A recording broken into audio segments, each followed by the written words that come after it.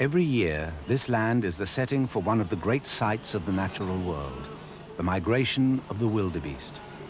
Every year, they leave these plains and start their march in search of the grass and water they need to stay alive. By the time they return here, they will have traveled nearly 2,000 miles. 250,000 will have been born, and as many will have died. They will meet disaster and death on the way, but nothing will turn them aside.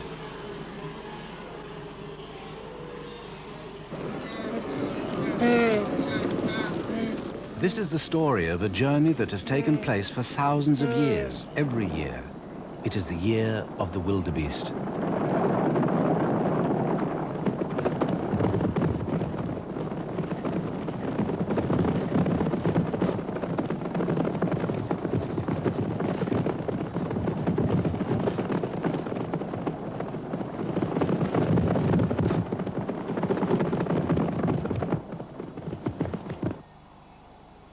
This is where the wildebeest live out their year, just south of the equator in an area of plains and bush country stretching for over 10,000 square miles to its western boundary, the waters of Lake Victoria.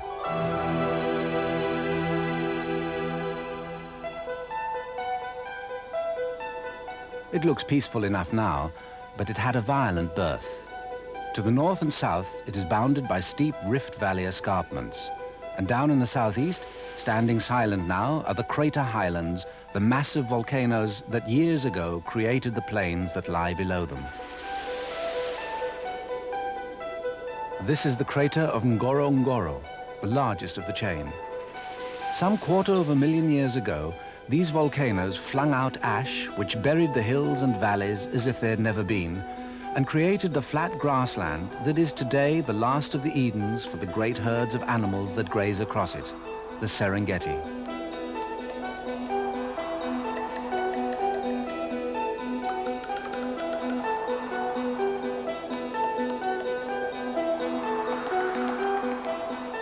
Now the land looks as if it had lain like this forever. But standing watch over it is one last volcano, Oldoño Lengai, that is still active and still from time to time sends a puff of ash across the plains, a gentle reminder of the destruction that gave them birth. This then is the setting for the wildebeest's journey, a trek that will take them westwards towards Lake Victoria, then up towards the north, and finally will bring them back to the Central Plains. This is where they are now, and this is where our story begins. It is a story that involves vast numbers of animals, such as can be seen nowhere else on Earth. There are 18,000 eland. There are 200,000 zebra, garish and noisy.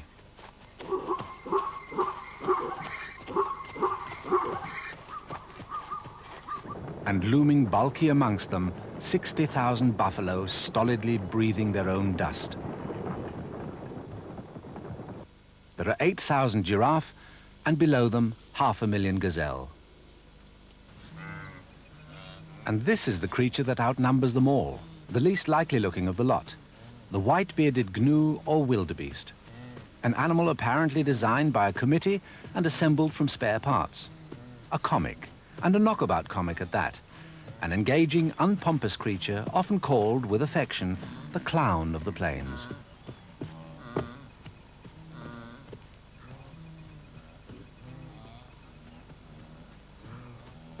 In the calendar by which man measures his year, it is May.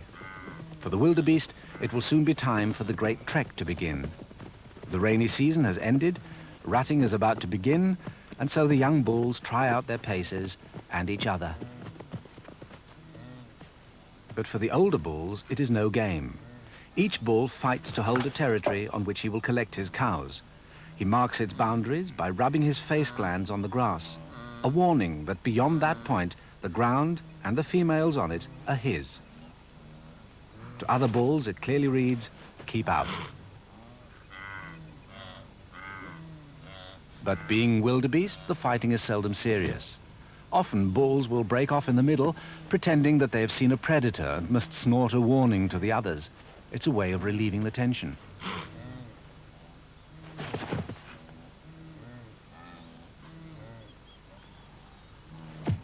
In this case, a female rushes past with a calf. It's as good an excuse as any other, and one bull chases after her.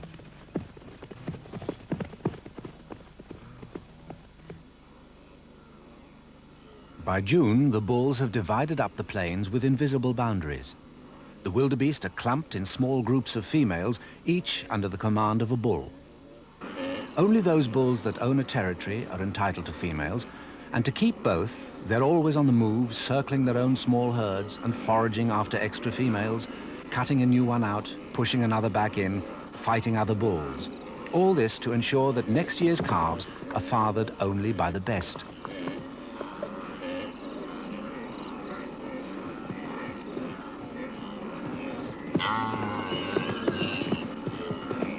For 6 months, these bulls have been building up reserves of fat, storing that energy which they will need in the next 2 months for the journey, and for the constant fighting and patrolling, and for mating when the females are ready. This one isn't, and decides not to cooperate by taking action as simple as it is effective. When the male gets too near, she just sits down.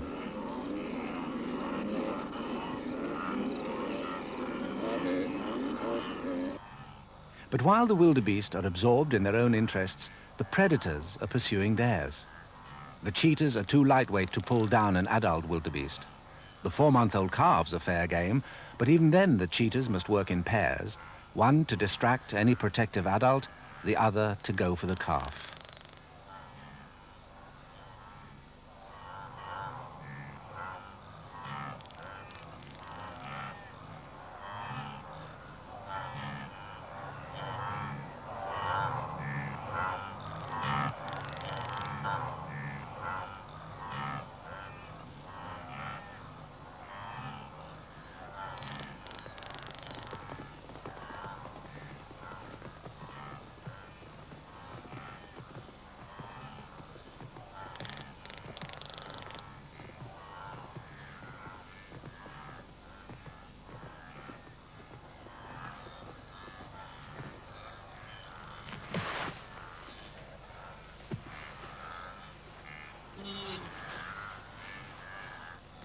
And that is one young wildebeest that will never make the journey which is about to begin. For the past 6 months, the herds have eddied back and forth on the open plains. But the plains are drying out now. The water is getting scarce, and so the herds start to move off, heading northwest. It isn't a sudden start. They form straggling lines, drifting casually towards the edge of the plain.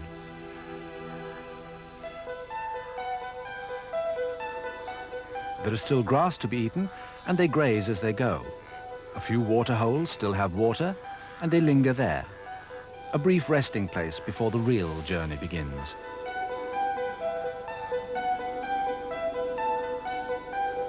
Then these last few holes dry up and crack in the summer sun.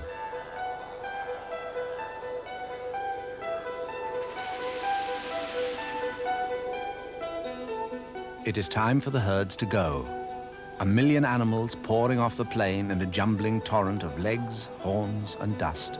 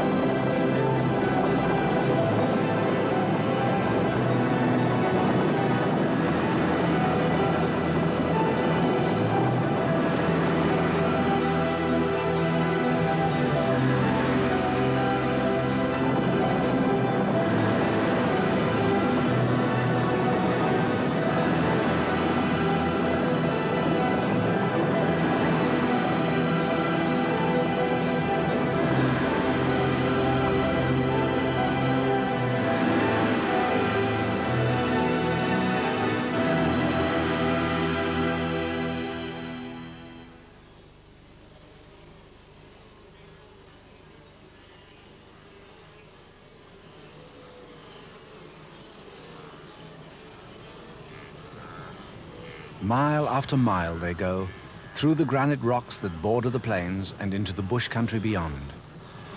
The west and the north have a higher rainfall and so more grass, and now the herds must find it.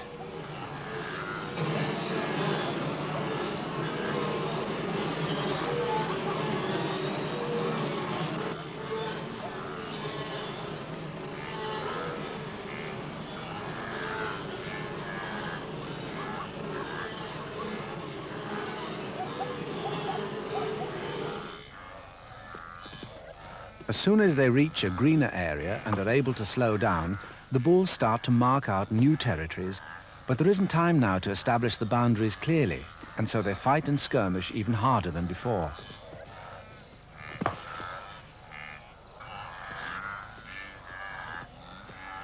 And now the females are ready to mate. There are 350,000, and 90% of them will become pregnant.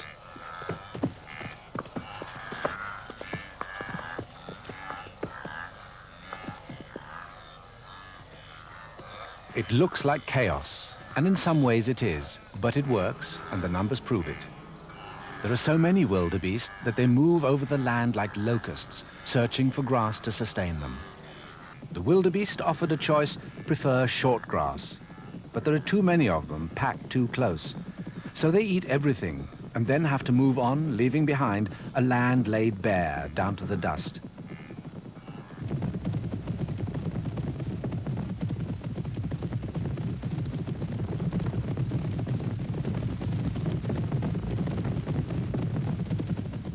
By July, the wildebeest have reached the western edge of the Serengeti. The land is drying up now, and the herds surge back and forth like a great tidal wave, staying close to the rivers and the pools that are shrinking away from them with every passing day.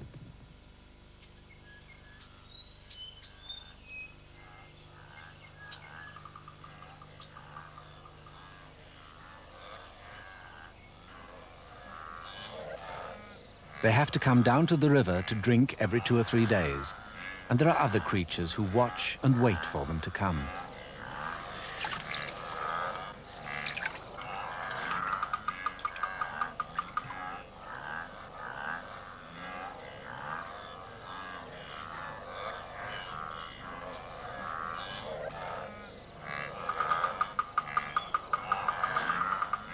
The wildebeest are nervous because lions often ambush them at drinking places, but many of them have never seen a crocodile in their lives.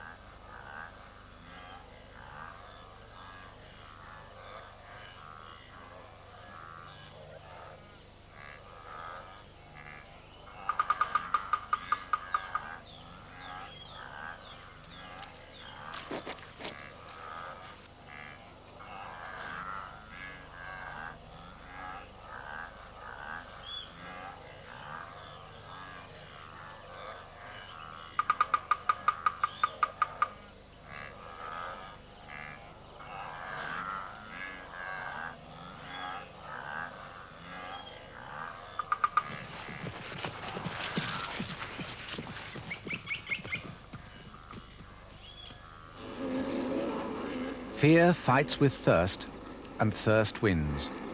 The wary and cautious are overruled by the jostling masses behind, and this time they wade right in.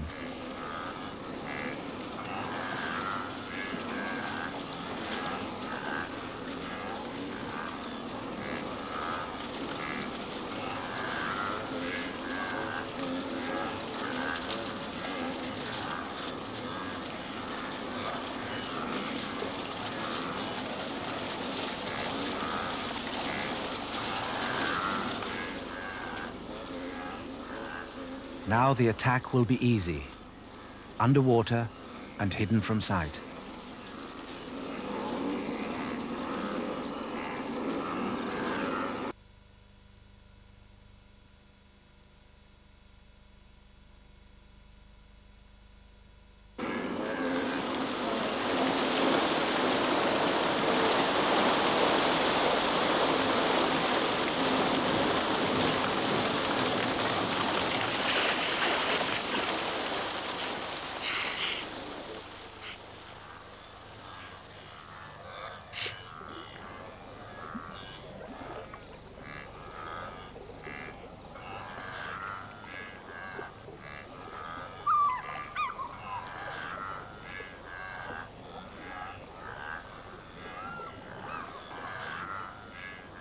A small price, really.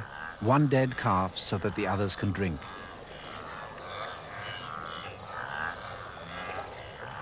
Crocodile teeth are ideal for gripping, but they cannot chew, so they have to tear the kill into pieces small enough to swallow.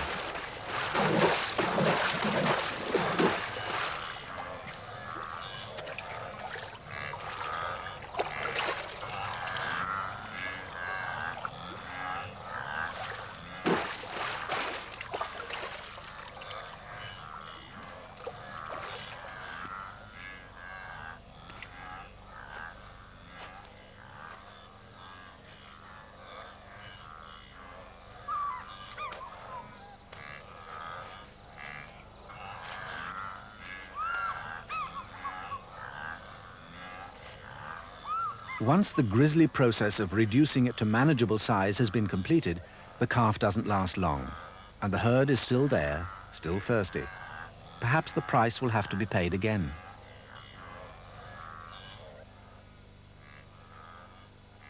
Eventually, the herds move on, and the storks and the pelicans fly in. They've been watching the wildebeest because for them too the herds are a source of food. Some of the shallow pools have been trampled to mud. The mud clogs the fish's gills.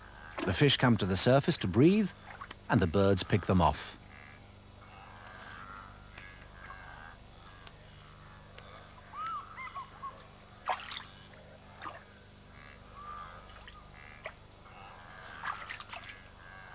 The pickings are plentiful, and not just in small mouthfuls.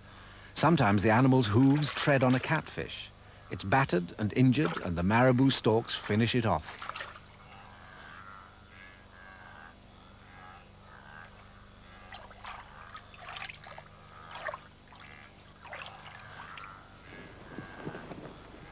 So wherever they go, the great herds stamp out their mark on the land, and all the other creatures are drawn into the pattern they create. It's the end of August. The riverbeds have almost dried out, and the wildebeest travel along them looking for the remaining pools. Ahead of them, there is water, more than they need. 100 miles away, up in the hills, there has been a freak storm. Now the water is rolling down the empty riverbed, down towards the herds which are coming this way.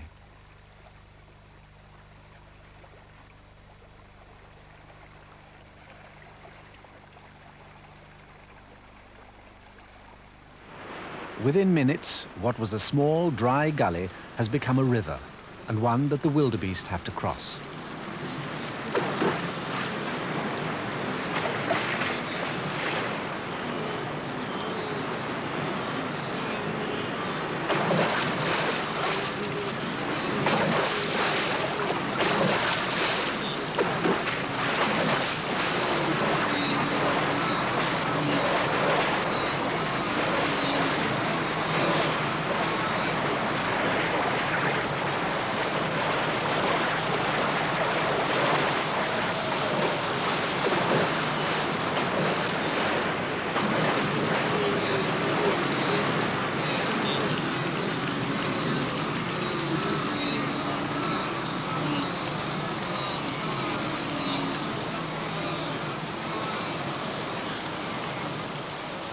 So far, the river is still fairly low, the current not too fast, and wildebeest are good swimmers. But the water keeps rising, the current gets faster and stronger, and starts to sweep them away, one by one.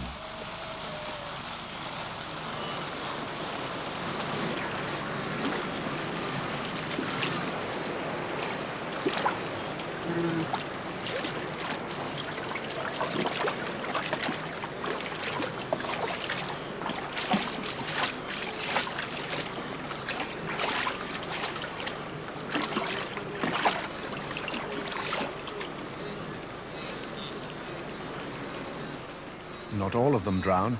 These have taken refuge on a mud bank.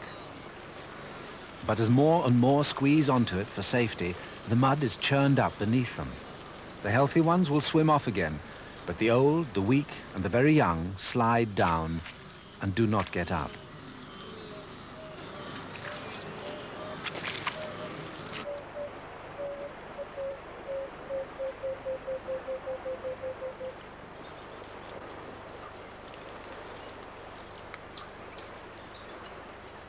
The animals have no choice. They have to cross, and most of them do.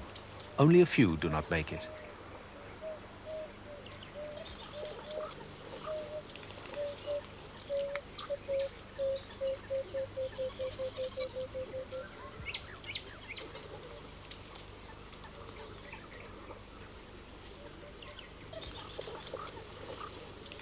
It looks like a massacre, but there are more than 1 million wildebeest on this trek.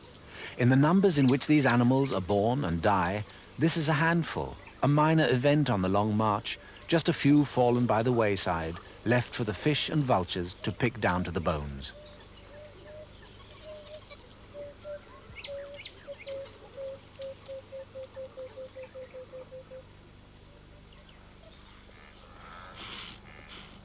These young bulls have come across a cheetah. She can't hurt them. They're too many and too big. She has to settle for a mock charge.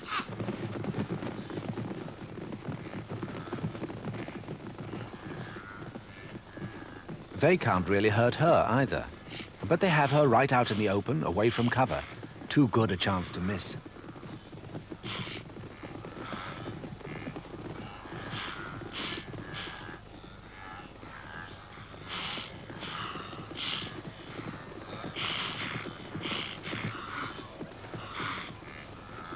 And all she can do is pretend somehow that they just aren't there. It is September now. Dry grass, yellow and shriveled by the summer sun, but still nutritious, until it too is swept away from them, for this is the time the Serengeti goes up in flames.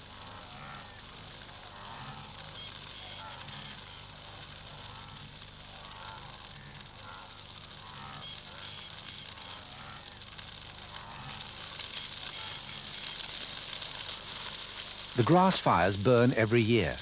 They aren't a danger to the wildebeest. If the flames get too near, they can always move away. Only the smaller creatures suffer as the fires drive them out of hiding and as others arrive to take advantage of their plight.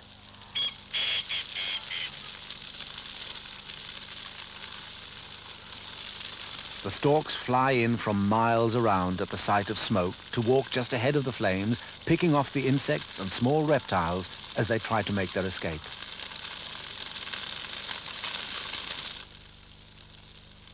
But although the wildebeest are in no physical danger, the grass they need is going.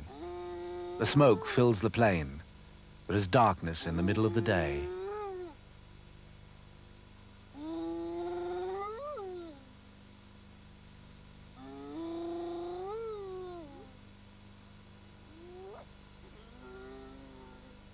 Every year, thousands of square miles burn to ash. The grass will grow again. Within a few days, green shoots will start to sprout. But there will not be enough. For the wildebeest, the plain that was rich in food has become an empty bowl of dust.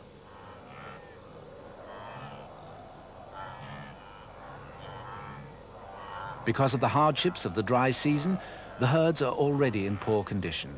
Now they reach their lowest ebb. They have no choice. Once again, they move on.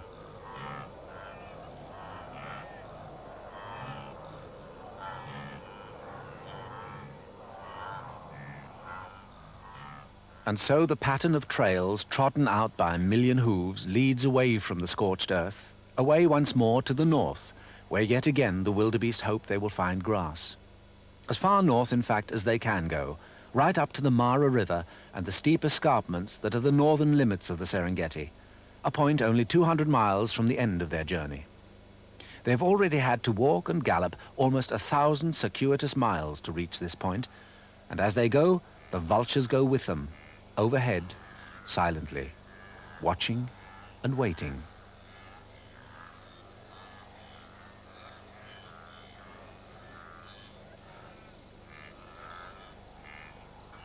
Food for themselves, food for others.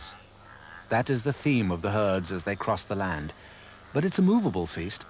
The lions, for example, can only feed on the herd when it travels through their territory. The vultures have the freedom of the air where there are no territories. And so wherever the herds go, they go, cruising effortlessly on the thermals, up and then down.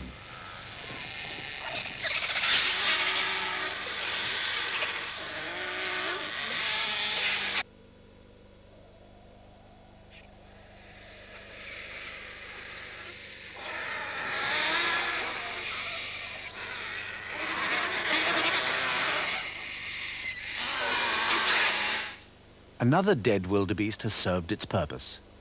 But even after the vultures and other scavengers have finished, there is still another creature that lives off the dead. A small moth, a first cousin of the ordinary clothes moth, lays its eggs on the horns, and inside the dark horn material, the cycle takes place. The eggs turn into caterpillars, which burrow into the horn, and there they feed. In the course of time, they reappear on the surface and start to shed their skins, and so, out of the dead horn, comes a new life.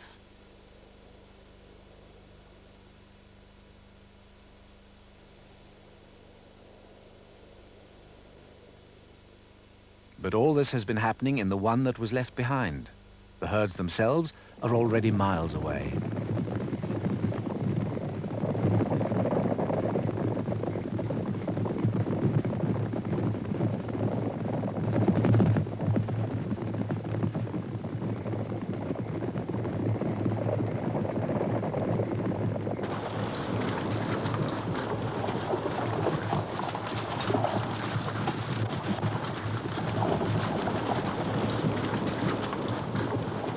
They're moving across the north now, where there are more trees, thicker bush, a new kind of country, and a new kind of predator.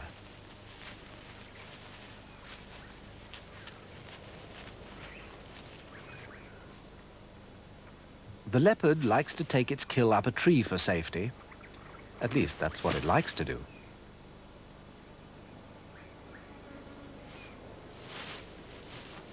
But although the leopard, like the cheetah, only preys on calves, these are nearly a year old now and are getting a bit big. So he drags it off, disembowels it, and then comes back for a second attempt.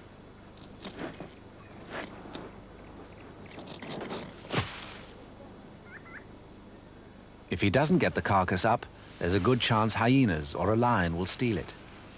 So he eats some, and then, late that evening, comes back for a third and final try.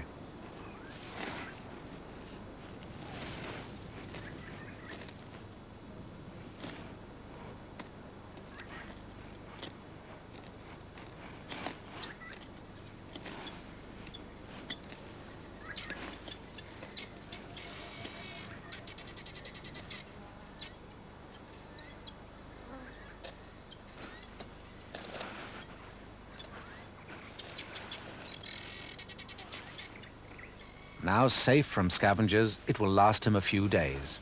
Then he'll return to the herd for another for as long as the wildebeest stay in his territory. But that won't be for much longer.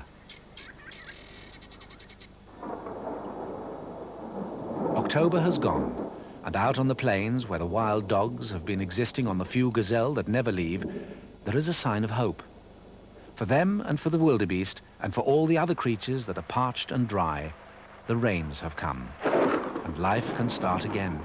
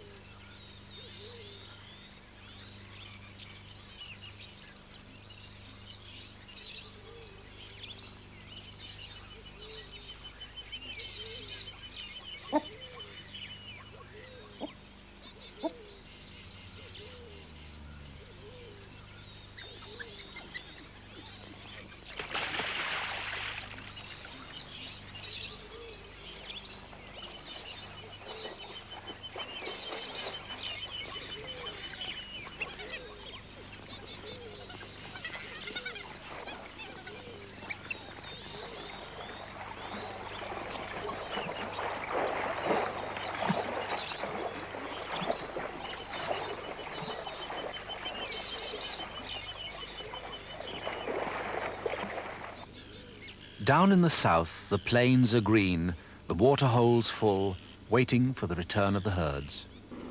There is grass in plenty for them up here in the north too.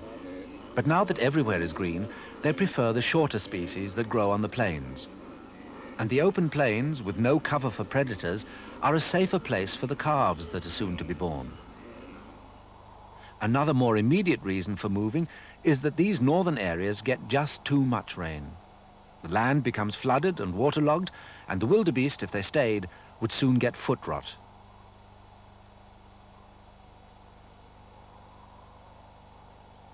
And so, slipping and sliding, they swing south on the last leg of their march and move back to the plains. They don't go back in the same great herds in which they left. Instead, they split up into long, straggling lines as they make their way south. But one thing stays the same. They still cover much of the ground at a run.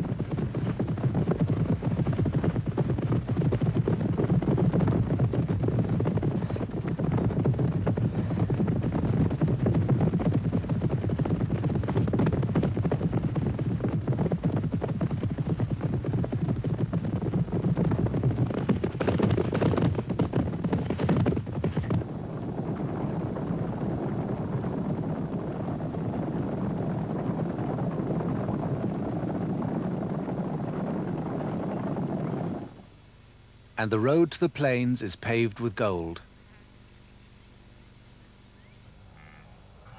Their journey is by no means over, but now that they have reached open country, they're much more relaxed. No more the milling, tight-packed, rolling-eyed herds that race through the bush country. Here, on the rich volcanic plains, they can spread out and graze. There are more obstacles ahead, but the pace is slower now, and there is time to put back the weight lost in the long, dry season. But for some, it is their last journey. This one is suffering from turning disease. A species of botfly lays its eggs in the wildebeest's nostrils. Usually, the maggots are sneezed out onto the ground, but sometimes one travels upwards and into the brain. And there it upsets the animal's sense of balance. So the wildebeest starts to walk in circles and carries on walking until it dies. Sometimes they run instead, trying frantically to keep their balance. It makes no difference. The end is always the same.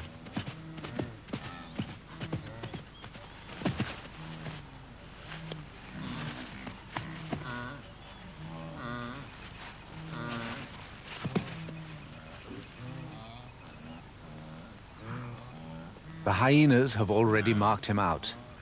Whenever there is a creature behaving strangely on the plains, there are always other animals alert to wonder why.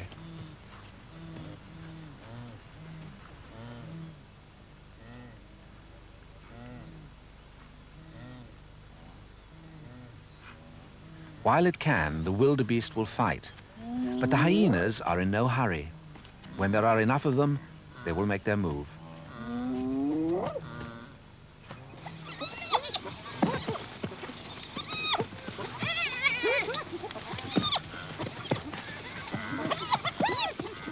A snarling, savage death, but perhaps a better one than turning slowly in circles until you can turn no more. And for every wildebeest that dies, others are being born.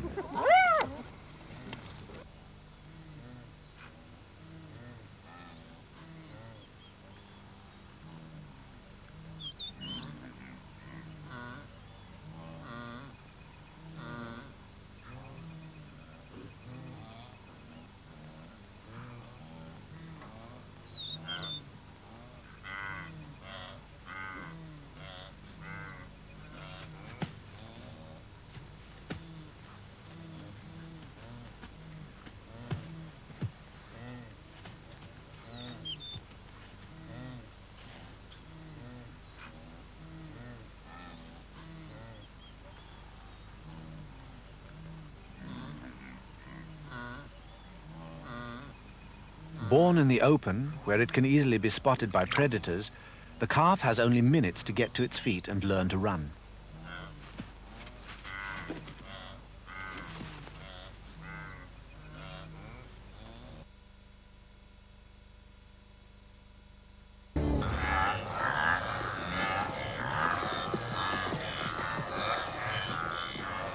Soon the novelty will wear off, as it tends to when you have more than 250,000 children a year. For the wildebeest, safety is numbers.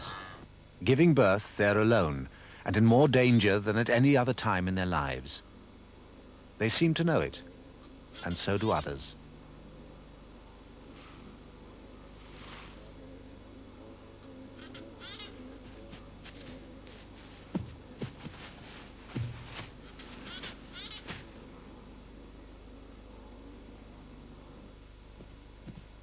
But the predators aren't the main cause of death among the small calves.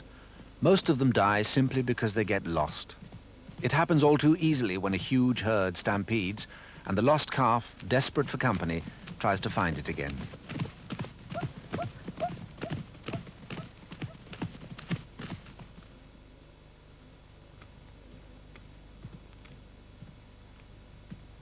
Everyone's hand is against him, not just the gazelles. Even another wildebeest who has lost her calf will chase off one that's not her own.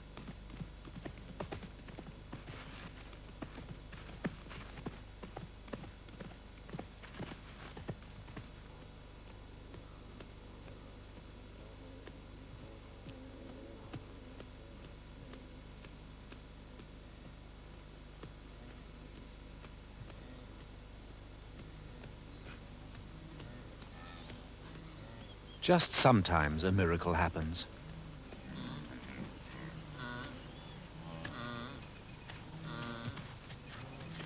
Hope for a moment, but a false hope.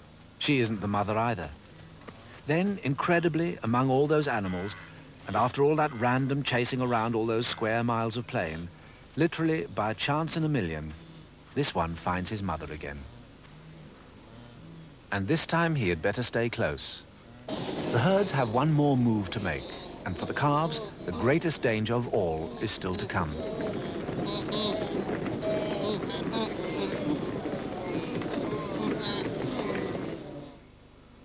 They're making their way towards two lakes, Masek and Lagadja, that lie on the western edge of the plains.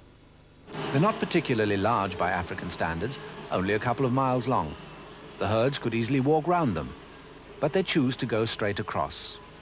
Most years it doesn't matter, the lakes are shallow enough to wade. But there has been heavy rain this year. The wildebeest are going to have to swim, and this includes the young calves.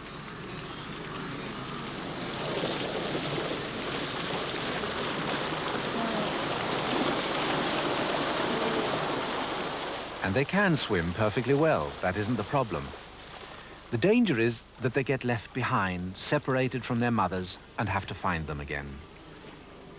Soon there are hundreds of them lost on the shore, and all the time more adults and more calves are swimming steadily across the lake.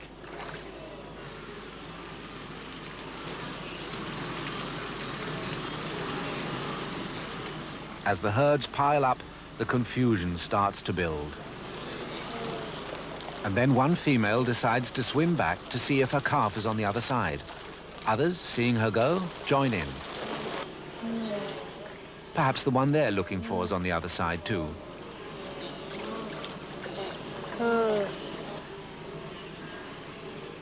Soon there is a pointless procession crossing and recrossing the lake. Calves looking for mothers, mothers looking for calves, and all passing each other somewhere out in the middle.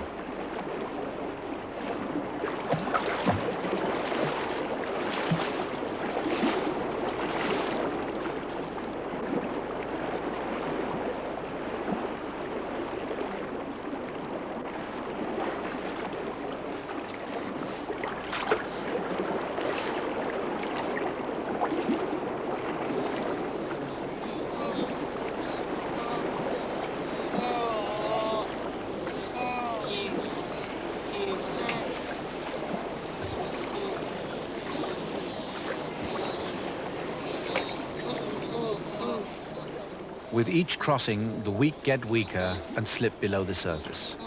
But that doesn't stop the ritual, a profligate pilgrimage that only the wildebeest could afford, and one that, in this case, went on for 7 days.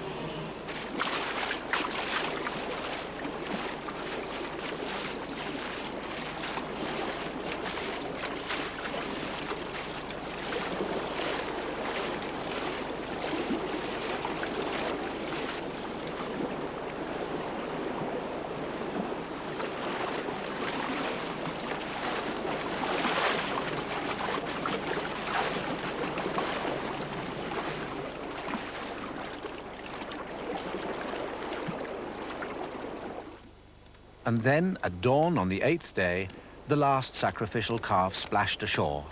And as it did, it ran through the bodies of 1,500 dead calves lying in the shallows, while another 1,500 ran bleating through the bush. This waste of life seems senseless, but there are so many wildebeest that if the weak and the young did not die in such numbers, they would overrun the plains. And as always, even the dead have their part to play.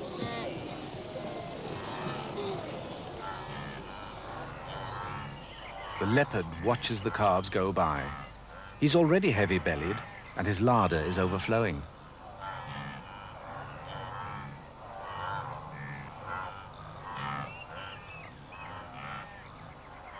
The bodies of those that died in the lake will enrich the water, making it a better place for the flamingos and other wading birds.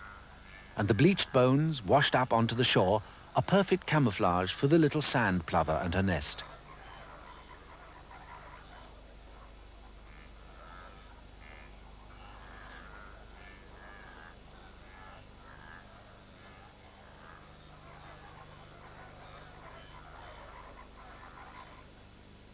So now, at last, the wildebeest are home, back on the plains, green and welcome in an April mist.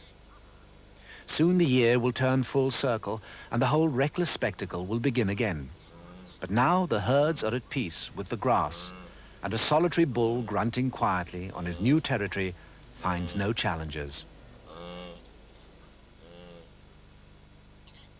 This is the Wildebeest Gorge, a deep winding gash that runs for miles across the eastern plains. The wildebeest cross it every year, but it's no obstacle for even the youngest calves.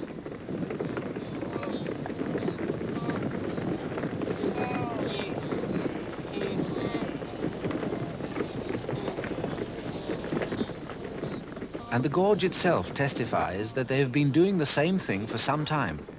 For Wildebeest is rich in fossil remains. And some of the fossils show that wildebeest have been plentiful here for 2 million years, and during those 2 million years have remained almost unchanged. But there are fossils of another creature here too, one that started from shuffling ape-like beginnings and has become the most powerful creature on Earth, man. The wildebeest haven't changed in all that time. They haven't needed to. For though they may find some bizarre ways to die, they've also found a spectacularly successful way to live. The numbers that fall to predators, disease, and natural calamities are the very means by which members of the species are refined. The great herds go on. The whole flamboyant, chaotic spectacle actually works, and works well, year after year.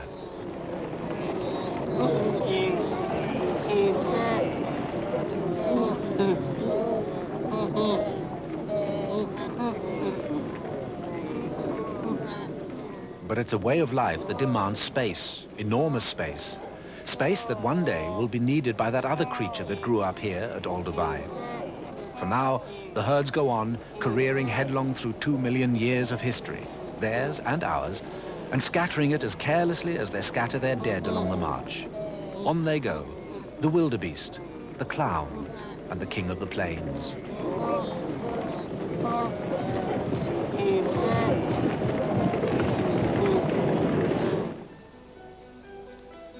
There is a saying in Africa that somewhere there is a place where the grass meets the sky, and the name of that place is the end.